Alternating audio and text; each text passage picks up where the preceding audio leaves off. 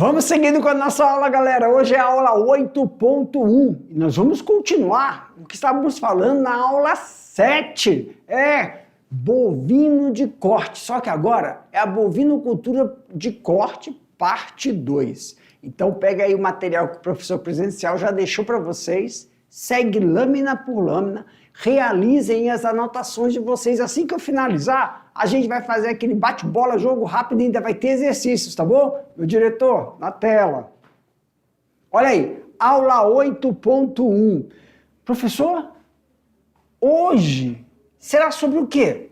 Mercado de bovino de corte. Vamos também falar de doenças.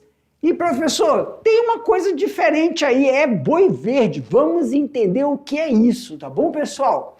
Então vamos lá? Olha aí, mercado.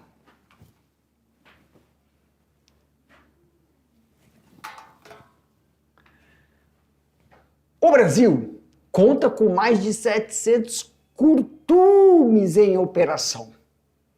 São microempresas familiares, médias e grandes empresas. O país conta, inclusive, com a maior empresa curtidora do mundo inteiro. Pessoal, lembra que nós estávamos falando lá na primeira aula, lá na parte 1?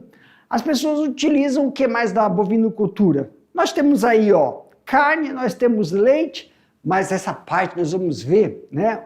Tem também o couro, tem aí também, pessoal, o esterco desse animal, também tem outros produtos muito valorosos, que tudo é garantido em braços, em vertentes no mercado interno ou também no mercado externo. De acordo com o Centro das Indústrias de Curtumes do Brasil, o Parque Industrial Brasileiro utiliza tecnologia moderna, dispõe de farta mão de obra especializada e conta com mais avançados produtos químicos. Por isso que nós temos aí um produto de qualidade realizado através do couro desse animal, que é encontrado em diversas camadas da nossa sociedade. As importações brasileiras de carne bovina correspondem a 0,5% do consumo interno e são oriundas dos seguintes países. Nós temos aí 43% do Uruguai, 33% da Argentina e 24% do Paraguai.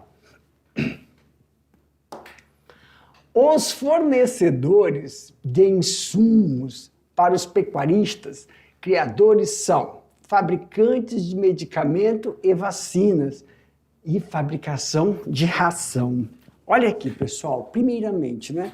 Fabricantes de medicamentos. Isso aqui é muito importante quando a gente está falando do vazio sanitário, né?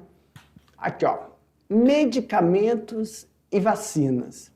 Temos que salientar sempre aí para vocês que nós temos o período exato que corresponde à vacinação. E essas vacinações têm que seguir a idade. Tem o bezerro, tem o bezerro, depois, olha, Jefferson, está esquecendo das coisas. Quando a gente vai fazer um desmame, da vermifugação, vacinação, controle, limpeza, entra medicamentos, vacina dentro do vazio sanitário e fabricação de ração. Quando a gente está falando sobre fabricação de ração, aí tá aí, ó, pessoal, quando vai fazer ração para desmame, tem a ração para complementação ou suplementar quando a vaca está em processo de ordenha, tem também ração definida dependendo do tipo de sistema de criação, se é intensivo, se é extensivo e também relacionado o quê? Ao sistema genético do plantel daquela criação. O rebanho bovino gira em torno de 200 milhões de cabeças. O rebanho comercial para abate é estimado entre 34 a 40 milhões de cabeças, ou seja, este é o volume de gado em idade, peso ideal para o abate. sempre tem que seguir o fluxo correspondente a uma quantidade de animais que são direcionados para o abatedouro, porque aí tem toda uma infraestrutura que deve ser seguida. Esses números mostram que o número de nascimentos deve ser sempre superior ao número de abate. Isso, claro, né? Levando a característica que pode ter aí uma porcentagem em relação a alguns eventos adversos de doenças.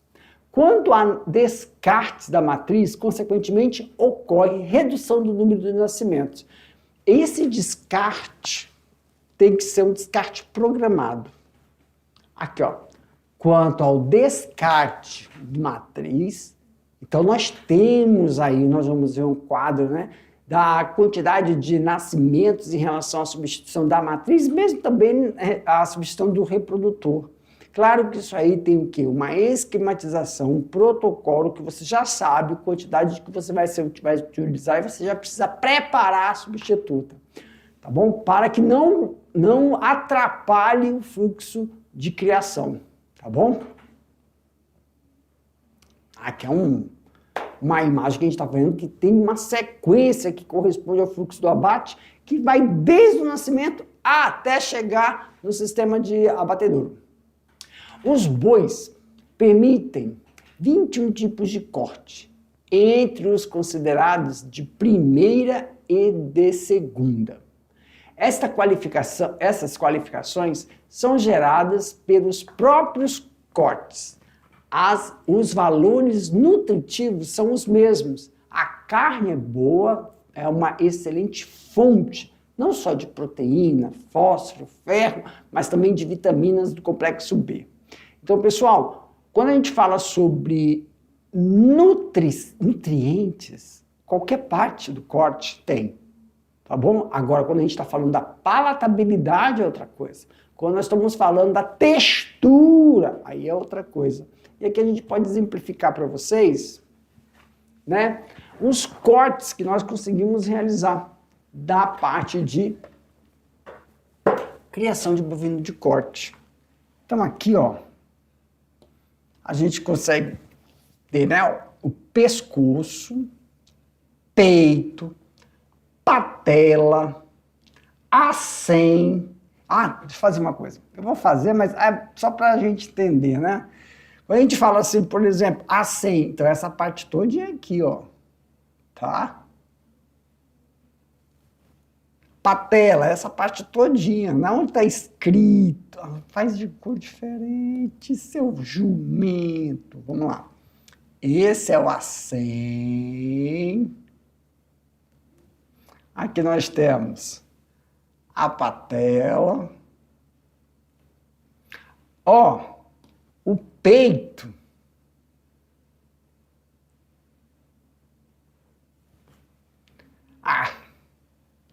Costela, né? Pega toda essa parte, ó. Aí nós temos o colchão de fora, tatu, patinho, vazio, colchão de dentro. Olha, aqui a gente fala, né? A picanha, alcatra, mas bem aqui, ó, filé mignon, contrafilé. Claro que dependendo do corte, pessoal, nós temos aí, claro, uma maciez dessa carne, tá bom? Mas vamos só reforçar em relação ao processo de nutrição. O couro do boi não tem a finalidade única de se tornar um belo par de sapato, bolsas, cintos, casacos para inverno. Ele pode ser também transformado em gelatina. Então, não só gelatina, né, com goma de mascar. Então, a base para a formação da gelatina, nós tiramos aí do couro do boi. Então, não é só a carne couro, como a gente fala, né? O Brasil exporta 24 mil toneladas de gelatina por ano e é o maior exportador mundial do produto. E vem da criação de gado. Claro que, quando nós falamos disso, professor, são produtos que não são tão visados, né? Não é que não são tão visados, são. Eles não são familiares, nós não estamos familiarizados a gente chama de subprodutos, né, da criação de bovino de corte. O que chama mais a atenção é óbvio que é a carne, né, e o leite. Mas tem esses produtos que nós utilizamos no nosso dia a dia, que não é como gelatina, né? Eles são base para outros alimentos.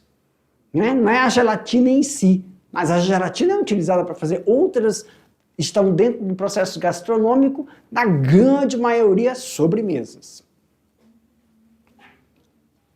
A indústria de transformação do couro do Brasil é constituída por aproximadamente 400 curtumes, sendo que cerca de 90% são considerados micro e pequenas empresas. O couro e a pele do animal, preservada da putrefação, passa por um processo denominado de curtimento. Então, pessoal, vamos parar aqui, sabe o que isso me faz lembrar? É aquele negócio, né? O que é o curtimento? É um processo de putrefação, mas que como é utilizado esse processo, ele faz um processo de preservação desse couro que passa pela putrefação. É igual quando a gente está falando assim, eu vou fazer humus. Então nós temos aí um processo de decomposição. Mas dependendo da forma que um determinado material orgânico passa pela decomposição, ele passa para renovar e possibilitar o quê? A disponibilidade de nutrientes que estavam naqueles materiais orgânicos. Como a gente utiliza o que para isso, professor? A compostagem. Então, o mesmo princípio, né? Era assim, como é que esterco de animal se transforma em adubo? Por um processo chamado de compostagem, que é o quê? Fazer com que daquele esterco, que é de origem vegetal, se disponibilize aqueles subnutrientes que estão ali, aqueles minerais. Já no processo de curtimento, ocorre essa preservação dentro do processo de putrefação. Claro que precisa ter aí alguns componentes químicos, temperatura e pressão que favoreçam, né, esse processo de conservar o couro. A pele curtida se torna flexível e macia, pronta para ser utilizada nas confecções de calçados, bolsas, carteiras, roupas, malas, no revestimento também de alguns. Vou colocar, tá escrito ali estofado, mas vou colocar móveis. Tá estofado? Móveis, porque muitas vezes até as cadeiras, né, tem revestimento de couro. Então, na produção de chapéus, bolsas, tapetes e vários outros produtos. Então, nós temos aí uma gama, uma ramificação de utilização do couro em diversas áreas, até mesmo quando você está falando para recobrir como é que é? Material musical. Pronto. Eu ia falar um instrumento. Instrumentos musicais. Perfeito. Podem ser, né, eles podem ser curtidas as peles dos bovinos, inclusive bezerros, ovelhas, cabras, lhamas, vincunhas, camelos, porcos, cobras, cavalos, búfalos, cangurus, crocodilo, peixe, rãs, aves. O avestruz, as aves, muito utilizado o couro do avestruz, né? Pele do avestruz e outros animais. Então, não é só uma exclusividade, esse slide trata aqui, pessoal, que não é uma exclusividade só da atividade de bovinocultura, de corte. Né? Lá na avicultura, principalmente no avestruz, né, dos búfalos também, se utilizam muito o couro. A gente também vai ver na criação de rãs, né, se utilizam rãs, peixe hoje em dia. Então, não é só o processo de curtimento de couro, mas em outras criações, outras atividades da pecuária, nós também podemos utilizar aí, tá bom? como um outro produto a ser ofertado ao mercado. Claro, cada um tem o seu nicho, claro que cada um tem as suas especificações e conhecimentos técnicos para transformar isso em um produto de qualidade, em um produto durável e resistente e durável.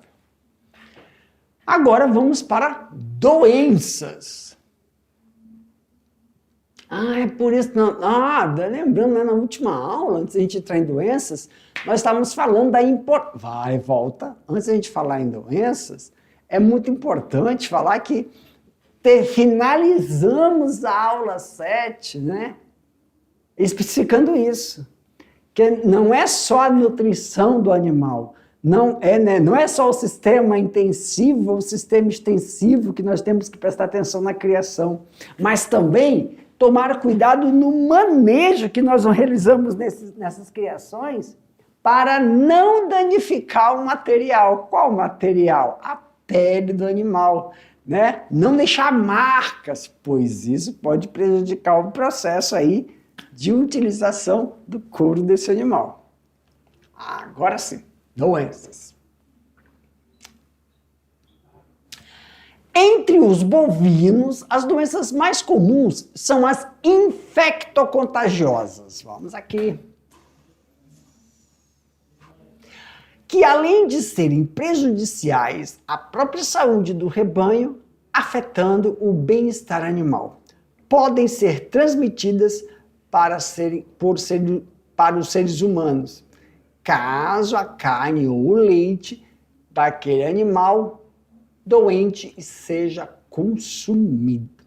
Então, pessoal, nós temos que tomar cuidado, né? Nós chamamos de zoonoses, não é isso?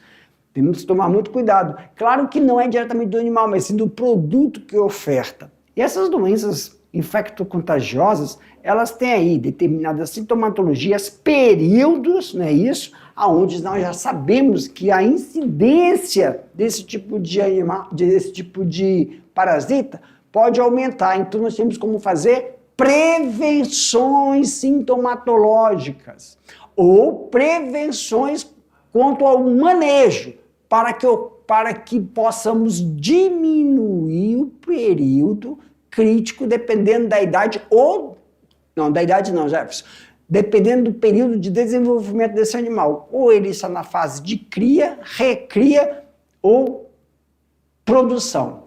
Cria, recria, jovem, depois que entra no processo de puberdade, depois que entra no processo de cruzamento e quando ele está produzindo leite ou indo para o abate. As doenças mais comuns em gado de corte e de leite são... Então aqui, eu sei que a gente está falando de criação de gado de corte, mas nós vamos colocar aqui logo também o de leite, porque na grande maioria, quando você está fazendo o processo de criação de gado de corte, se você não for gado leiteiro, mas é para você fazer reposição do rebanho. Mastite, também chamada de mamite. É uma infecção que tem que tomar muito cuidado no gado leiteiro. Babesiose ou anaplasmose, popularmente conhecida como tristeza parasitária bovina, brucelose, febre aftosa, que é a mais difundida, né? Tuberculose, essa é a tuberculose também, né? Tem a tuberculose bovina, a tuberculose humana e também tem o processo de infectocontagiosa transversal. Clostridiose, leptospirose, doença do casco, verminoses em geral. Nós vamos ver que muitas dessas doenças, pessoal, nós falamos que são infectocontagiosas, mas algumas delas podem ser acometidas através de um mau processo de manejo realizado nesses animais, tá bom? Então, dentre elas, a brucelose, febre aftosa e a tuberculose, consideramos como aí, zoonoses que podem afetar também os seres humanos. Brucelose. As vacas podem transmitir aos seres humanos por meio do leite não pasteurizado, queijo e produtos derivados desse leite, em geral. E ainda o contato direto com o sangue ou estérico desse animal infectado. Por isso que quando a gente fala que se utiliza estérico de animal para realizar o processo da compostagem e produzir humus, tem que ficar um pouco atento, pessoal, aos parâmetros da composteira. A composteira é um ambiente que vai fazer com que o pH, temperatura e umidade, proporcionam aí a morte de determinados patógenos, tá bom? Claro que quando a gente tem a transformação, a compostagem é a passagem do esterco para o humus, a passagem do esterco para adubo orgânico. E esse adubo orgânico, ele é livre de doenças, se você realizar o processo correto. Agora, professor, se o animal estiver infectado, tem que tomar cuidado, não tem? Sim. Então, aconselha-se não se utilizar esse tipo de material para fazer. Tuberculose, provocada pela bactéria Microbacterium bovis, pode ser transmitida pelo ar ou pelas vias intestinais, no contato direto com o esterco do animal doente. Quando a gente fala animal doente, pessoal, tem duas situações aí. Quando a gente fala de doenças infectocontagiosas, é o período de transmissibilidade, né? Tem período que ela está latente, assintomatológica e pode ser transmitida, ou não. E no período infectocontagiosa, quando ela é sintomatológica também. Ok. Pela via intestinal, no contato direto com o esterco do animal doente. Os animais doentes apresentam dificuldade para respirar, perda de peso, tosse seca e fraqueza generalizada. Claro que isso aí você observa rapidamente se isso acontecer no rebanho de filhotes, lá dos bezerrinhos. E aí você consegue ver aí quando, professor, é mais fácil você observar isso em sistema intensivo. Quando você faz um sistema intensivo, você observa a sintomatologia e você já entra com uma intervenção medicamentosa. Agora, quando o sistema é extensivo, você tem que ter você tem que ter um manejo mais cuidadoso ao observar a dinâmica do rebanho. Você sabia que o criador, quando ele pega um cavalo, pega a moto, pega a tobata e vai dar uma volta no campo, quando nós estamos falando de sistema de criação extensivo, essa volta de observar o rebanho é um manejo. A gente fala desse manejo para auxiliar no processo de intervenção medicamentosa aos primeiros sinais de uma sintomatologia de uma dessas doenças em algum animal que ainda não realizou o processo de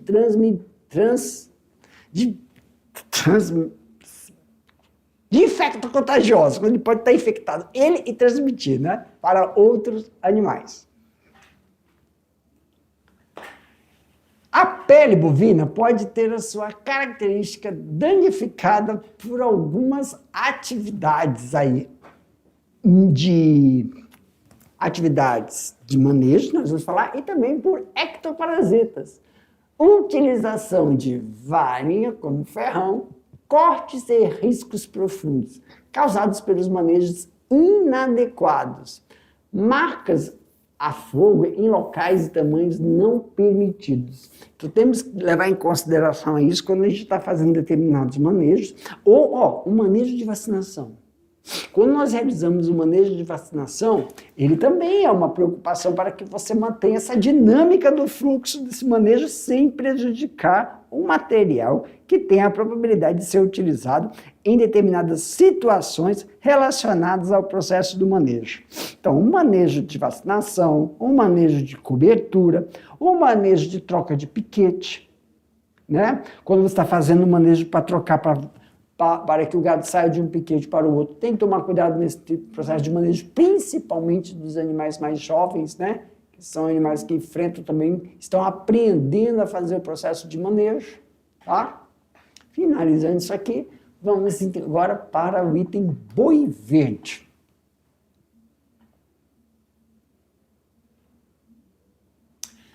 Muitas pessoas confundem o produto do sistema de pecuária orgânica, vamos aqui, muitas pessoas confundem o processo de pecuária orgânica. Vamos botar isso aqui, ó. Com boi orgânico. Então vamos fazer aqui, ó. Vamos limpar para a gente fazer bem mais didático. Então nós temos sistemas de pecuária orgânica e nós temos sistemas de pecuária orgânica, que é o boi verde, né? Então vamos aqui, ó. Pecuária orgânica, que é conhecida como boi verde. A pecuária orgânica, que é o boi verde. Não, boi orgânico, desculpa. A pecuária orgânica, que é o boi orgânico, com o chamado boi verde ou boi natural. Então tem aí, ó, nomenclaturas, né? Muitas pessoas confundem o produto do sistema pecuária orgânica, que é o boi orgânico, com o chamado boi verde ou boi natural. Então tem uma coisa que é boi verde ou boi natural e pecuária orgânica. O boi verde, no entanto, é o animal advindo de um sistema de criação basicamente em pasto sem agrotóxico. Então vamos lá.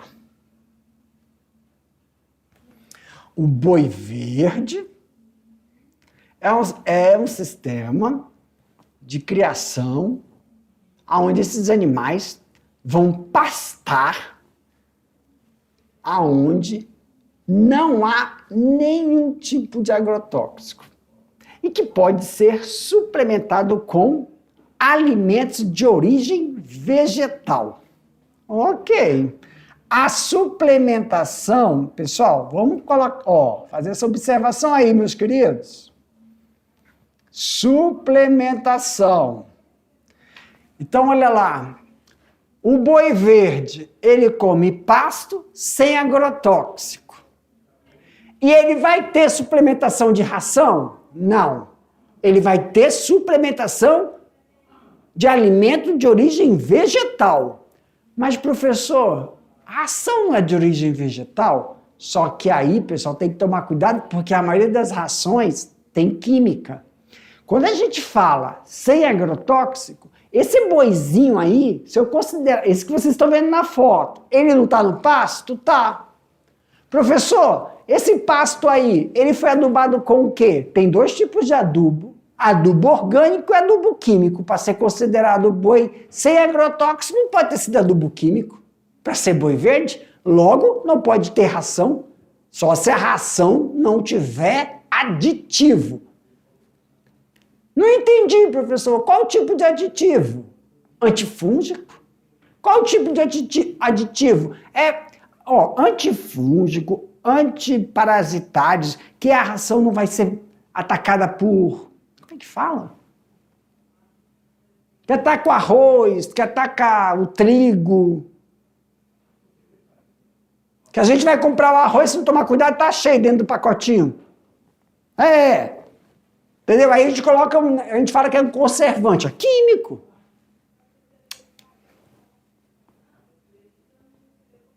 É um bichinho preto, um bichinho pretinho.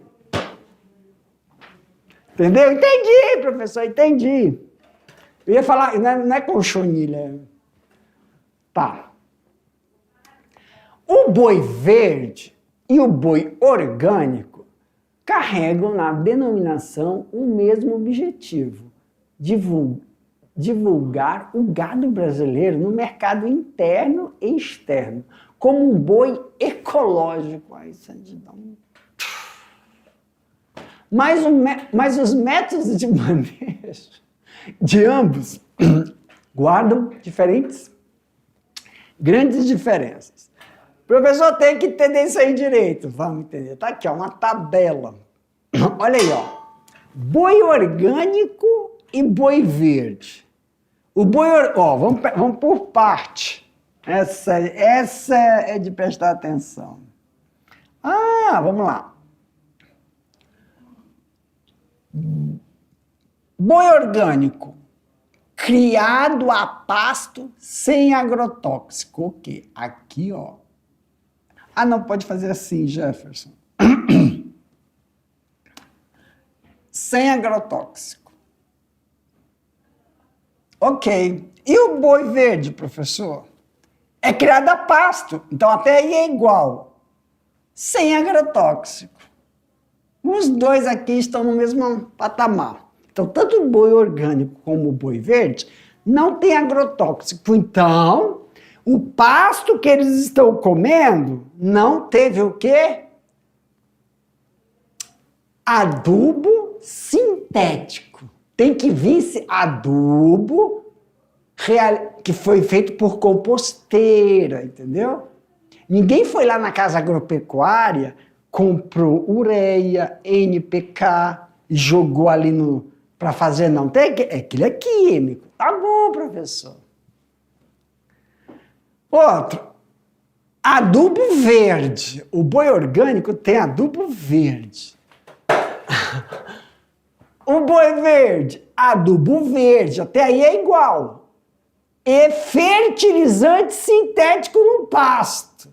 Ah, então, aí ó, já temos uma diferença.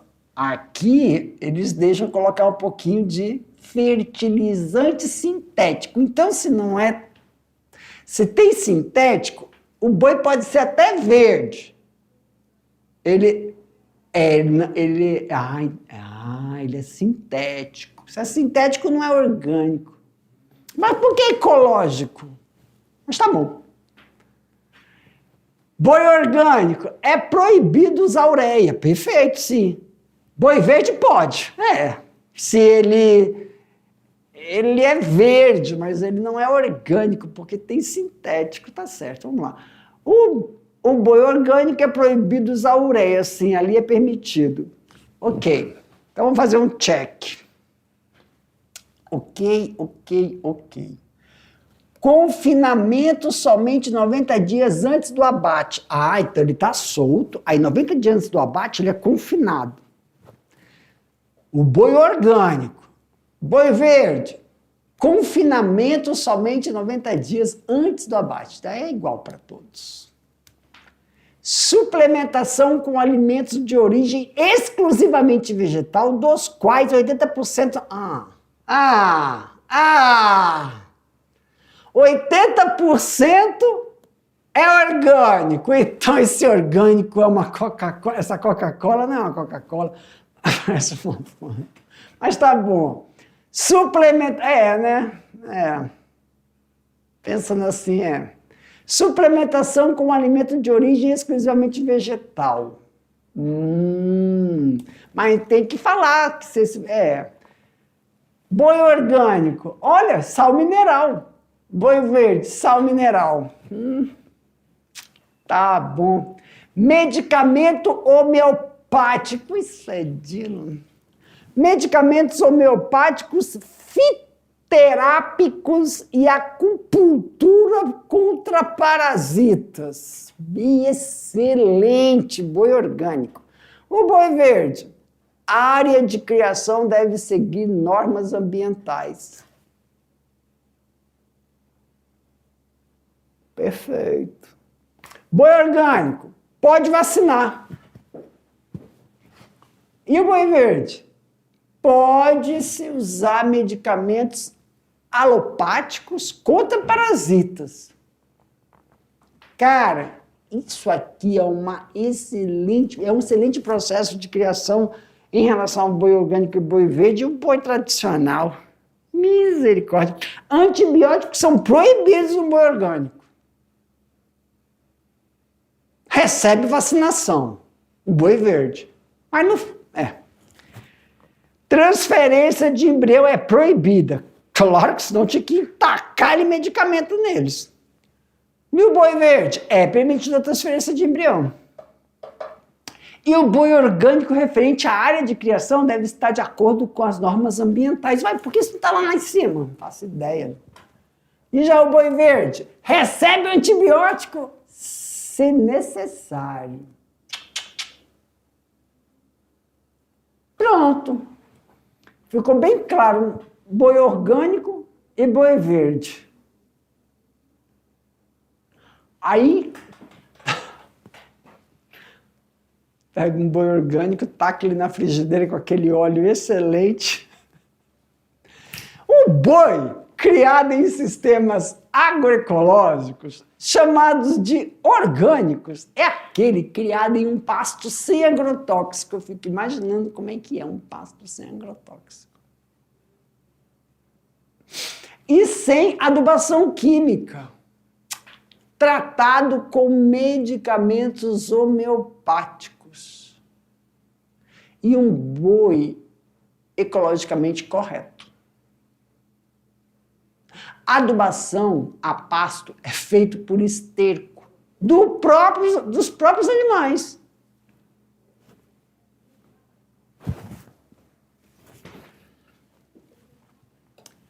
Quantas doenças, professor? Prevalece o princípio da preservação. E quando há problema, utiliza-se a homeopatia. Até para combater moscas e parasitas. Eu convido os meus estudantes. Vamos lá, galerinha! Comigo! Abra aí! Peguem o celular de vocês, vou contar até 3. O que é para fazer, professor? Coloca no Google, coloca aí para mim, digita todo mundo aí, hein? Homeopatia. Puf. Vamos ler, professor? Vamos. Homeopatia é um sistema de medicação alternativo baseado no princípio um semelhante cura o semelhante. Usa uma substância que causa sintomas semelhantes às doenças pequenas. E a diluição infinitesimal. É isso mesmo. É por vibração. Sim, isso faz uma eficiência. Então vamos lá. A vacinação contra a fitose. A vacinação contra a fitose é necessária e obrigatória por lei.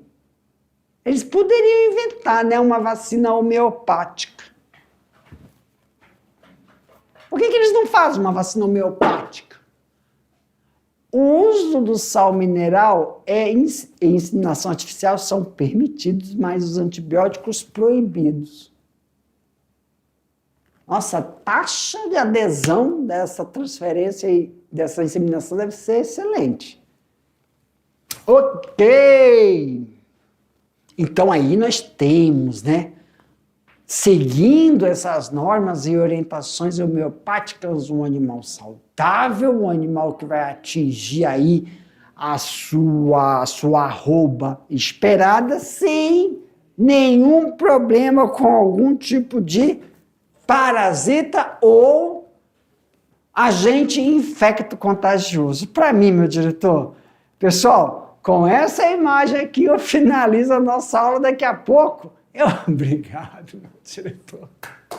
Eu finalizo aqui, mas daqui a pouco a gente volta. Nós vamos fazer aquele bate-bola, jogo rápido. Vou deixar vocês fazendo. Eu vou explicar. A gente vai fazer aquela para tirar toda a dúvida. Aí eu vou deixar vocês aí fazendo atividade. Depois eu volto para a gente realizar aí os exercícios, tá bom? Espera aí, já estou voltando.